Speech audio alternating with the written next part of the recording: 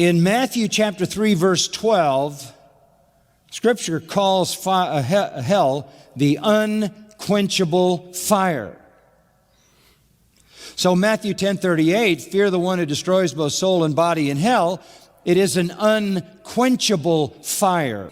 Here he goes to the passage that talks about the unquenchable fire, saying that this must mean that the suffering goes on forever. Well, hold on. Before you go and interpret the term like unquenchable fire to mean suffering goes on forever, I mean, that's not an English idiom that we use to imply suffering that goes on forever.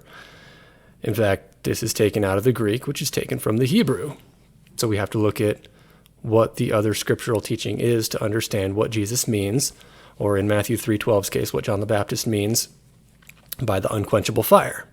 And when we do that, we'll see several usages in the Old Testament of fires that cannot be quenched. 2 Kings, 2 Chronicles, these are referring to the same thing. His wrath burns against this place, and it shall not be quenched. That's not a place that's still suffering under the torments of God's wrath. Isaiah's got a couple. The strong man will become tender, his work also a spark. Thus they shall both burn together, and there will be none to quench them. Isaiah 34:10, it will not be quenched night or day. Its smoke will go up forever. From generation to generation it will be desolate. None will pass through it forever and ever. So there's several parallels just in that passage. And this is talking about judgment against Zion, right? The suffering, the punishment that God inflicted on this region is not ongoing conscious torment. It is permanent, not quenched. Smoke will go up forever. Those are both paralleled in Revelation. Not quenched, also paralleled in the Gospels. But it's not talking about ongoing eternal conscious punishment. That's something that's made up as an application for the passage. Isaiah 66:24, they'll look on the corpses of the men who have transgressed against God. The worm will not die.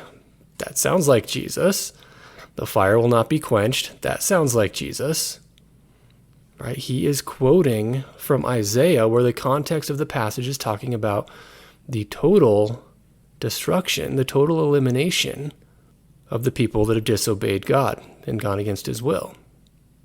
And thus they're an abhorrence against all mankind, which may relate to how we understand torment in Daniel chapter 12 too. And then Jeremiah has some also. None to quench the fire. It will burn and not be quenched. Ezekiel, the blazing flame will not be quenched. Right? The biblical case for the unquenchable fire, the fire that cannot be quenched, is talking about God's Old Testament judgment. Unless you think the Old Testament has nothing to say about the permanent state of those who disobey God, which would be kind of a crazy idea to think that with most of the people dying without faith, that they will be going to this eternal conscious suffering with heightened senses worse than anything that they've felt on earth, and that is not communicated until Jesus comes around. It's a little surprising, to say the least, that that would not be communicated. I think it is communicated, and that's why Jesus reiterates these terms into the New Testament. But it's reiterated in terms of what God did to his enemies in the Old Testament.